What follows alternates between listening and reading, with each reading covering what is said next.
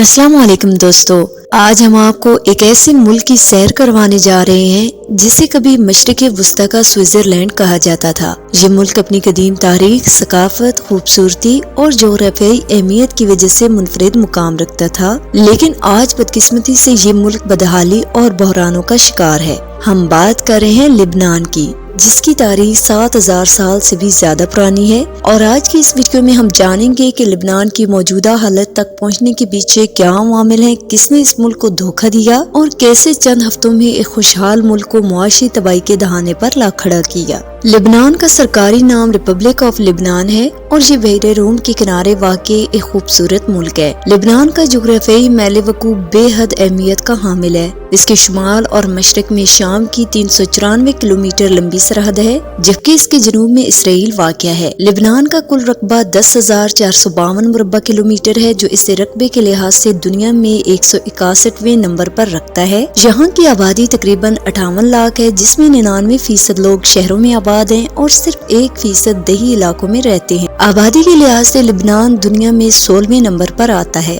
लिबनान की आबादी में 67.8% मुसलमान और 32% ईसाई हैं, लेकिन जहाँ एक अनोखा सियासी निजाम राइज है जिसकी बुनियाद मजहबी तकसीम पर है। लिबनान दुनिया का वाहिद मुल्क है जहाँ हुकूमती 3 बड़े ओहदे मजहबी बुनियादों पर तकसीम किए जाते हैं। सदर हमेशा ईसाई होगा, वजीर आजम हमेशा सुन्नी मुसलमान होगा, पार्लियामेंट का स्पीकर हमेशा शिया मुसलमान होगा। ये निजाम 1975 से 1990 तक जारी रहने वाली खाना जंगी के बाद अमन कायम रखने के लिए बनाया गया था, लेकिन ये निजाम आज भी तनाज़ात की जड़ है। लिबनान की तारीख बेहद कदीम है। 636 ईस्वी से पहले ये इलाका रोमन सल्तनत के ज़ेर असर था और यहाँ की अक्सरियती आबादी ईसाई थी। 636 ईस्वी में हजरत उमर बिन खत्ताब रज़ियल्लाहु ताला अन्हु के दौरे खिलाफत में रूमियों को शिकस्त हुई और ये इलाका मुसलमानों के कंट्रोल में आ गया। यहाँ इस्लाम तेजी से फैलने लगा और 10वीं सदी ईस्वी में शिया मुस्लिम कम्युनिटी यहाँ आबाद होना शुरू हुई। 16वीं सदी में उस्मानी सल्तनत के क़याम के बाद लिबनान पर सुन्नी मुसलमानों का गलबा हो गया। इस तरह लिबनान में ईसाई, सुन्नी और शिया 3 बड़ी कम्युनिटीज आबाद हो गई।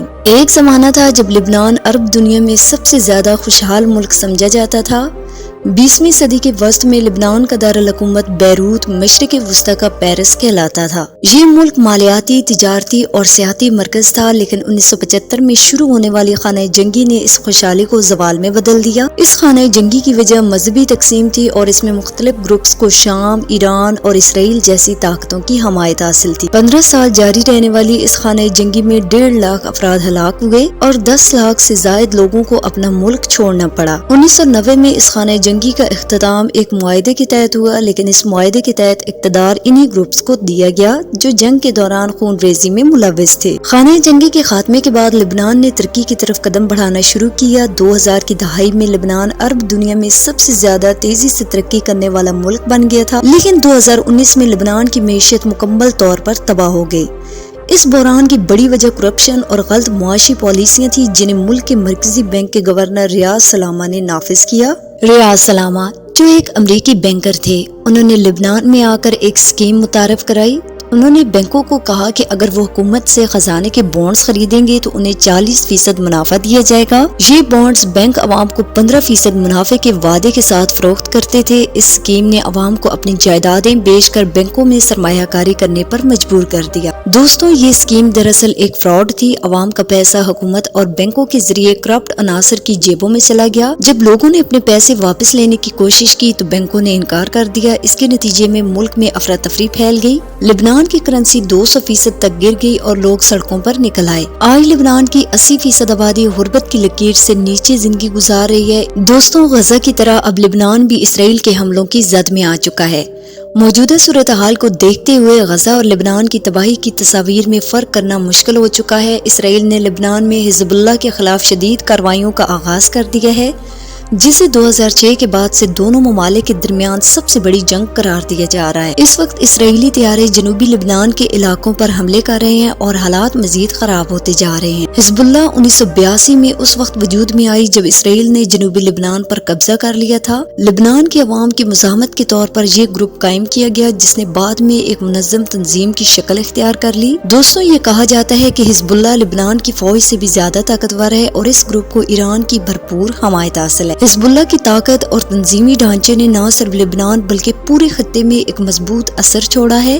2006 کی جنگ کے بعد یہ پہلا موقع ہے جب اسرائیل اور لبنان کے درمیان اتنی شدت کے ساتھ جنگ چھڑ گئی ہے۔ اسرائیل نے حالیہ دنوں میں حزب اللہ کے سربراہ حسن نصر اللہ کو شہید کر دیا ہے، جو کہ اس تنازع کو مزید سنگین بنانے کا باعث بنا۔ حسن نصر اللہ کی شہادت کے بعد ایران نے اسرائیل کے خلاف جوابی کارروائی کی تیاری شروع کر دی ہے۔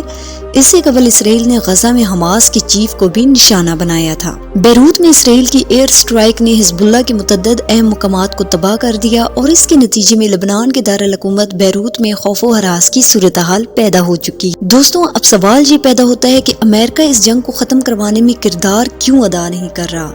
اس کی سب سے بڑی وجہ یہ ہے کہ امریکہ کا ایک بڑا مذہبی گروپ اسرائیل کو بائبل کی نشانی کے طور پر دیکھتا ہے اور اسرائیل کے قیام کو مقدس مانتا ہے۔ یہی وجہ ہے کہ امریکہ کبھی اسرائیل کے خلاف موقف نہیں اپناتا۔ لبنان کا دارالحکومت بیروت، جو کبھی مشرق وسطی کا پیرس کہلاتا تھا، آج جنگ کی تباہ کاریوں کا شکار ہے۔ یہ شہر اپنی تاریخی اہمیت، فن تعمیر اور ثقافت کے لیے مشہور تھا اور سیاحوں کا پسندیدہ مقام رہا ہے، لیکن 2020 کے بیروت دھماکوں نے اس شہر کا بڑا حصہ تباہ کر دیا۔ لبنان کا 73% علاقہ پہاڑوں پر مشتمل ہے اور دوسرے عرب ممالک کے برعکس یہاں ریگستانی علاقے نہیں ہیں۔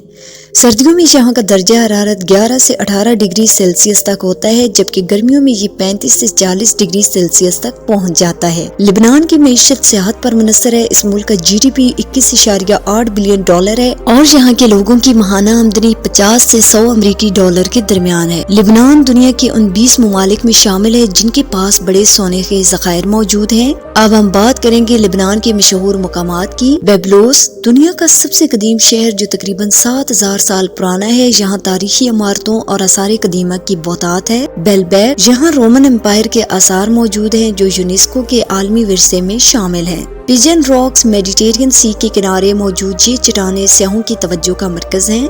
زیتون بے، جدید عمارتوں کے خوبصورت نظارے کے لیے یہ مقام بے حد مشہور ہے۔ جیتا گروٹو، قدرتی غاروں کا یہ سلسلہ لبنان کا ایک مشہور سیاحتی مقام ہے جہاں قدرت کے حسین مناظر دیکھنے کو ملتے ہیں۔ لبنان کا خواندگی کا تناسب 95% کے قریب ہے، جو اس خطے کے دیگر ممالک سے ممتاز کرتا ہے۔ یہاں کی مشہور یونیورسٹیز میں امریکن یونیورسٹی آف بیروت اور سینٹ جوزف یونیورسٹی شامل ہے۔ دوستوں، لبنان کی کہانی ہمیں یہ سکھاتی ہے کہ مذہبی تقسیم، کرپشن اور ناقص معاشی پالیسیاں ایک خوشحال ملک کو کس طرح تباہ کر سکتی ہیں۔ آج لبنان کے لوگ جن مشکلات کا سامنا کر رہے ہیں وہ ان غلطیوں کا نتیجہ ہیں جو ان کے رہنماؤں نے کی۔ لبنان کے حالات دن بدن خراب ہوتے جا رہے ہیں اور اسرائیل کے حملے اس ملک کو مزید بحران کی طرف دھکیل رہے ہیں۔ دعا ہے کہ اللہ تعالیٰ فلسطین، غزہ اور لبنان کے حالات بہتر کرے۔